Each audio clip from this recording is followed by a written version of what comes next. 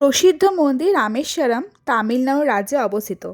রাম রাবণকে বধ করার পর এখানে শিবের পুজো করে প্রায়শ্চিত্ত করেছিলেন, তাই এটি রামেশ্বরম নামে পরিচিত।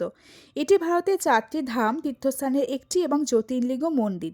মন্দিরের দীর্ঘতম করিডর এবং ভাস্কর্যময় স্তম্ভগুলি বিশেষভাবে বিখ্যাত, যা তীর্থযাত্রীদের আকর্ষণ করে। রামেশ্বরমে ভোরবেলা 5টা থেকে 6টার মধ্যে মণি দর্শন হয়। এটা একটি স্ফটিকের শিবলিঙ্গ। হনুমানজি এই শিবলিঙ্গ নিয়ে এসেছিলেন। খুব অদ্ভুত একটি দর্শন। আর এখানে 22 কুণ্ড রয়েছে, আর তার সাথে অগ্নিতীর্থম রয়েছে। সবারই ধারণা এই 22 কুণ্ডে স্নান করলে পূর্ণ হয়। আর এটি একটি প্রাচীন পৌরাণিক কাহিনী, স্থাপত্যের মহিমা এবং গভীর আধ্যাত্মিকতার এক অনন্য মেলবন্ধন, যা কোটি কোটি ভক্তকে আকর্ষণ করে। রাম লঙ্কায় যাওয়ার আগে হনুমানকে কৈলাস থেকে শিবলিঙ্গ আনতে পাঠিয়েছিলেন, কিন্তু তিনি ফিরতে দেরি করায় রাম বালি দিয়ে নিজে একটি শিবলিঙ্গ তৈরি করেন এবং পুজো করেন। আর হ্যাঁ, একটি গুরুত্বপূর্ণ তথ্য, এই মন্দিরে কিন্তু স্ক্যামও হয়।